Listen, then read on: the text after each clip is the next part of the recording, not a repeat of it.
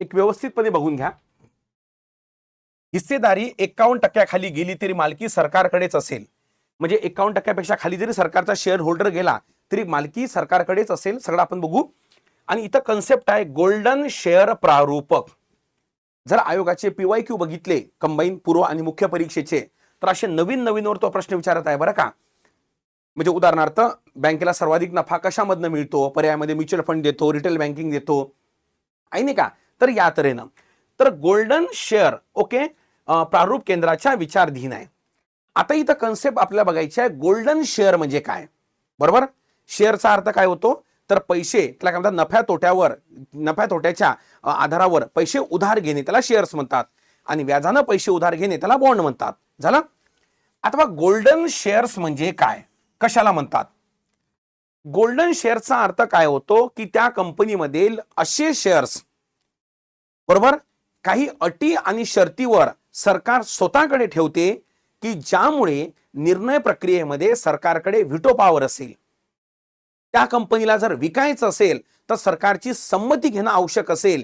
या अटी आणि शर्तीवर सरकार ते शेअर स्वतःकडे ठेवते त्याला म्हणतात गोल्डन शेअर्स. मग तुम्ही म्हणाल सर असं कसं, 51% मालकी कमी आहे आणि सरकार त्याला काय म्हणतात की या आधारावर शेअर्स स्वतःकडे ठेवत आहे किंवा बाकीचे विकत आहे.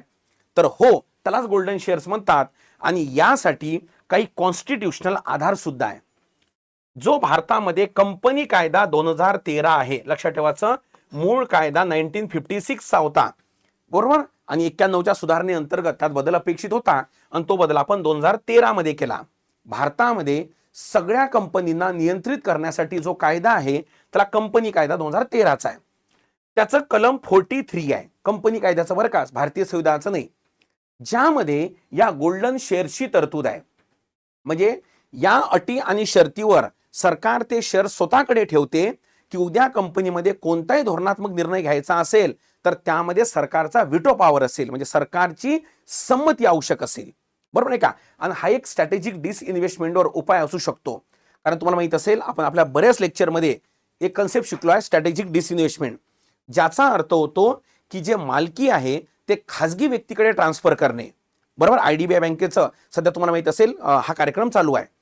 मग सरकारचं म्हणणं आहे की आपण प्रायव्हेटायझेशन करू पण सोबत जे गोल्डन शेअर्स आहे ना त्याचे स्वतःकडे ठेवू. म्हणजे काय होईल माहितीये का की महत्वाच्या निर्णयावर त्याला नकाराधिकार काय करता येईल, त्याला देता येईल. समजलं इथपर्यंत. त्याला म्हणतात गोल्डन शेअर्स. आणि सोबत लक्षात ठेवायचं ओके आर्टिकल ऑफ असोसिएशन जे AOA कंपनीच्या नियमावलीमध्ये बदल करायचा आणि तो बदल करून ते गोल्डन शेअर्स आपल्याकडे स्वतःकडे ठेवायचे. हा एक दुसरा त्याला काय म्हणतात की मार्ग आहे. आणि तुम्हाला माहित असेल हे लक्षात ठेवा ओके सार्वजनिक मालमत्ता व्यवस्थापन विभाग, department of investment and public asset management, ज्याला दीपक म्हणतात, ही संस्था भारताची डिसइन्व्हेस्टमेंट संदर्भात ही नोडल संस्था आहे. दीपम ही त्याला काय म्हणतात की भारतामध्ये ही काम करते. हा प्रश्न आला नाही बरं का आजपर्यंत, त्यामुळे याला लक्षात ठेवायचं सार्वजनिक मालमत्ता व्यवस्थापन विभाग ज्याला दीपम म्हणतात. एकदम परफेक्ट. चला आणि थोडक्यात म्हणजे काय कलम 43 जे कंपनी ऍक्टचा आहे तो याला काय करू शकतो, एक चालना देतो. आणि एक चांगला एक उपाय आहे बरं का हा की कंपनी सध्या IDBI कंपनी विकल्या जात आहे, याचा आता प्रायव्हेटायझेशन होत आहे ना पूर्ण, पण सरकारचं कंट्रोलिंग असावं. आणि शेवटी एक कन्सेप्ट लक्षात ठेवा, जेव्हा भारतानं बरोबर लक्षात ठेवा बाबा 1991 मध्ये LPGचं धोरण स्वीकारलं, त्यावर काही IMFच्या दबाव पण होत्या, IMFच्या काही अटी पण होत्या. तर हे LPGचं धोरण माहिती आहे कसं आहे भारताचं, बरोबर. कदाचित पहिल्यांदा ऐकत असाल तुम्ही. हे LPGचं धोरण या प्रकारचं आहे की आपण प्रायव्हेटायझेशन करू म्हणजे आपण खाजगीकरण करू, त्यात कुठेही दुमत नाही, पण अशा जागी खाजगीकरण होणार नाही जिथं सर्वसामान्यांचा प्रश्न येतो. जसं उदाहरणार्थ प्रायमरी एज्युकेशन मध्ये आपल्या इथं खाजगीकरण नाही. तुम्ही म्हणाल सर आमच्या गावात कॉन्व्हेंट वगैरे आहे, ते गावातले कॉन्व्हेंट आहे, इंटरनॅशनल कॉन्व्हेंट नाही. मग तुम्ही म्हणाल सर आमच्या गावामध्ये तर इंटरनॅशनल स्कूल पण आहे, ती भारतातली इंटरनॅशनल स्कूल आहे, विदेशातली इंटरनॅशनल स्कूल नाही बाबा. त्यानंतर प्रायमरी हेल्थ केअर मध्ये त्याला काय म्हणतात की प्रायव्हेटायझेशन नाही, ती सरकारची जबाबदारी आहे. हा पहिला मुद्दा. आणि दुसरा मुद्दा, एका बाजूनं प्रायव्हेटायझेशन करायचं, एका बाजूनं खाजगीकरण करायचं आणि दुसऱ्या बाजूनं यावर सरकार एक नियंत्रक म्हणून काम करेल, एक रेग्युलेटर म्हणून काम करेल. विषय कळलं? म्हणजे एका बाजूनं समजा विमा कंपन्यांमध्ये 100% खाजगीकरण केलं, म्हणजे एफडीआय केलं आता परवाच्या काही महिन्या अगोदर, पण दुसऱ्या बाजूनं जे इरडा आहे, इन्शुरन्सची रेग्युलेटरी अथॉरिटी बॉडी, त्याला पॉवर वाढवून टाकले.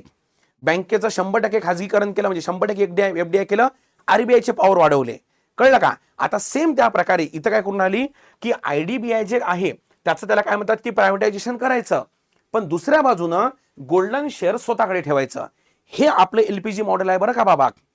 समजलं का? या प्रकारचं आहे. म्हणजे आपण सरसकट भांडवलशाहीकडे चाललो नाही. आपलं मॉडेल हे या प्रकारचं आहे. म्हणजे आपण त्याला जे नाव दिलंय बघा, भारताने 91 मध्ये भांडवलवाद स्वीकारला का, हे तुम्ही कधीच शब्द ऐकत नाही.